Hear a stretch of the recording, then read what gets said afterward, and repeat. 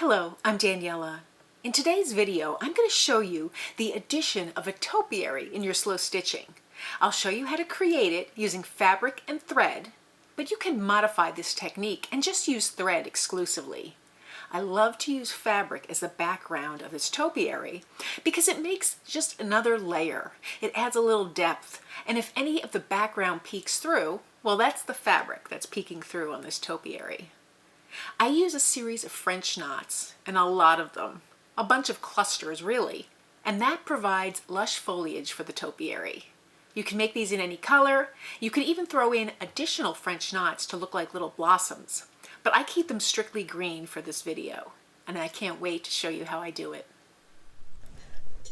So to stitch this topiary, I have my background fabric, which is just a little piece of cotton muslin, and then I have just a little batting, just to give this a little bit of body. You could use an embroidery hoop or quilted fabric or just plain fabric. It's really up to you. And then I want to start cutting my pieces. Now you could embroider this solely, but I like using fabric. It adds another element of collage, some color, and it makes it so that when I do my embroidery on the actual topiary, it doesn't have to be 100% perfect. If a little background shows through, well, I have the green here.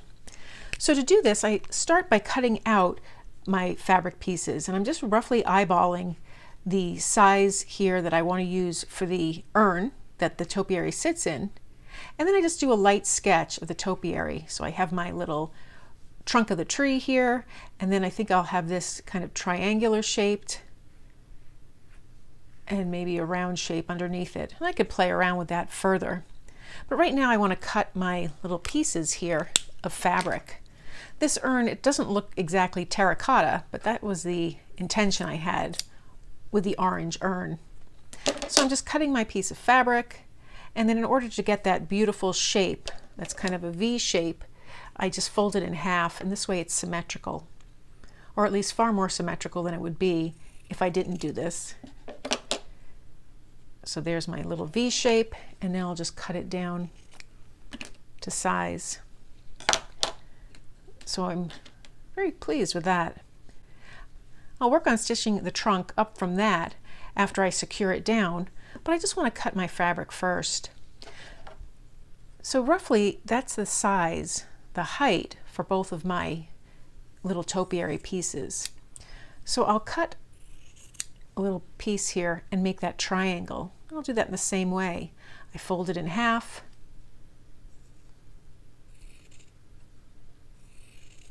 cut it so that when I open it, I have that topiary. And I can play with it just to make it a little shorter. Make that triangle a little more narrow. And that looks pretty good. So now I want to cut a little circle here. I'll just fold this in half and just do my best to get a circular shape. I always get more oval than circular, but again, it's a topiary, so I have that leeway. That looks pretty good. That's a pretty good basis. I'll pin these in place, playing with the height to make sure that's exactly the height I want. I do want to move this down a little bit because this little ball here isn't very large. I don't want it to be so tall that it's awkward. And I'll pin the little pot in place. I'm going to hold off on that little circle. I'll get rid of all my extra fabrics here. Now I went through my stash and just found greens to use to stitch the topiary, a brown for the trunk of the tree, and then just an orange. The color doesn't really matter. I'm only using one strand. And I'm going to make small little stitches just around the perimeter here.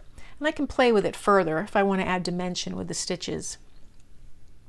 I also am going to stitch down the greens as well, just in place with one strand of green embroidery floss. This one is a number 937. It's very dark, doesn't match the green. And then this one is just slightly lighter than that, and I don't know the number of that. But I'm going to just use one strand of embroidery floss and stitch down all three of my parts. So as you can see here, I have very rustic stitches stitching down the greenery, and I have a little bit better stitches for the pot here, and these are just one strand of embroidery floss. The greenery is going to be covered up, so I'm not worried about that, and I can also alter the size. I can round the corners further and elongate the shapes. The pot I'm going to leave just as it is. I was considering doing some stitches, horizontal stitches, just to give it a little dimension, and maybe I'll still do that. But for now I want to start working on the topiary. I have 6 strands of the brown floss here, and I want to stitch that tree trunk. There's not very many stitches required. I'm going to come in here, just fold my fabric so that I can go underneath that orange pot, and I'm just going to make a straight stitch. And from there I want to change it to a split stitch. So I'm going to come up through that stitch again, and I'm going to try and bring it down just below that green topiary, the first ball here. And then I'm going to do the same thing up top here. I want my stitch to come out just underneath, just because it looks a little nicer that way, and I'll do my split stitch where I make the stitch and then I can come up through it, stitch down, come up through that, and then I'm trying to just tuck it somewhat underneath that next topiary. I'll knot it on the back, and now I can start creating the texture and dimension to the greenery here. So I'm going to start with my darker color. That's the 937. It's just slightly darker. I have all 6 strands, and I'm going to start on the bottom here. I want to make a reverse C starting here at 7 o'clock, and I'll make a series of French knots all the way up to about 12 o'clock on the perimeter, and then I'll fill it in a little bit. I want the darker color to weigh on the right hand side of the greenery. So I have my needle. I want to make sure it comes up through the greenery.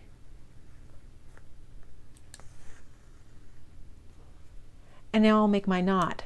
To do that, I take my thread in my hand, wrap it around my needle 2 or 3 times. I'm going to start with 3 times, and go back in to the fabric very close to where I came out. I'm keeping the tension on that thread, and then I can pull it close and get a little knot. And I'll do the same thing over here as well, continuing with these knots. Wrap it 3 times and come back in.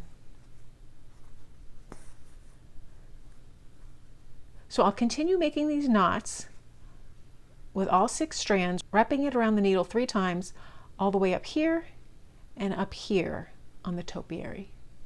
I've stitched my French knots on the right hand side, really leaning on the right hand side here of both parts of the greenery. Now I want to take the same 6 strands and wrap it around twice, just going around the edge here to fill in the edge. I don't want to see the edge of the fabric. And I can skip spots. I don't have to be as precise as I was filling in this area. So I'll take my thread, wrap it around my needle twice, and go down wherever I think I need to add another stitch. And this is to just sharpen the edge or dull it, round up the edge of this shape. I'll continue with this on this part of the greenery and over here. I can even bring it up a little bit on the bottom here because that's where the shadow would be. So I'll continue this, and then we'll start our next color. So I filled in just on the exterior of the shape, on the perimeter, with 2 strands of floss wrapping around my needle to make the French knots just slightly smaller. So now I'm ready to switch colors to this color. I'm going to start by filling in the shape, just covering the fabric, and then I'll come back in and shape it with smaller French knots, just like we did here. So I'll fill in the shapes and show you the progression. So I filled in with that just slightly lighter color. There's such little variation, it's very difficult to tell. When I filled in the stitches here, it filled in the bottom little greenery quite nicely, so I don't really think I have to do anything to that. But I do want to add a few little small French knots around the left side over here. I think that'll just fill it out nicely. So I'll do that by wrapping my thread around my needle once or twice, depending on where it fits in to the side of this topiary.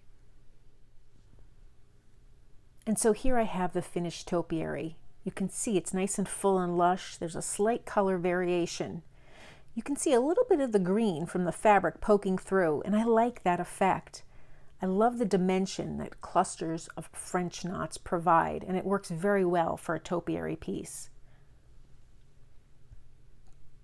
Now here's an example of how you can use a topiary, and here's an example of how you can use it in your work.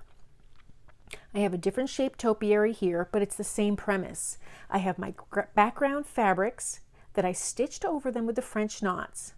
I used just a single color for the French knots on these, and for this top piece I didn't even use fabric. It was so small, that little top greenery, that I didn't feel like adding fabric would really help me. I wanted to make that cluster stand on its own. I continued the French knot theme over here with these little plants just to tie in and unite the piece. This isn't completed, but it's mostly done. I'll add some accents here and there. But that's how you use a topiary in your work, and I think it's just a beautiful effect. It takes a while to make the clusters of French knots, but the effect is dazzling. So that's how I create the topiary and use it in my slow stitching. Topiaries are so interesting on their own, but using thread to embroider them I think really takes it to a different level and makes it very unique and intriguing. I really love that texture of those clusters of French knots. If you found this video helpful, please give it a thumbs up and be sure to subscribe. And I just wanted to take a moment to tell you about the paid membership for my channel. The paid membership offers behind-the-scenes posts and videos, offers various insight into the projects that I'm working on, stitching and otherwise. It's a whole bunch of creativity thrown in there, and I show you my progress, my fails, and my challenges that I'm working on. The membership offers you access to a slow stitching library with videos geared just for members. If this is something that interests you, please click on the link in the show notes. And thank you for joining me today.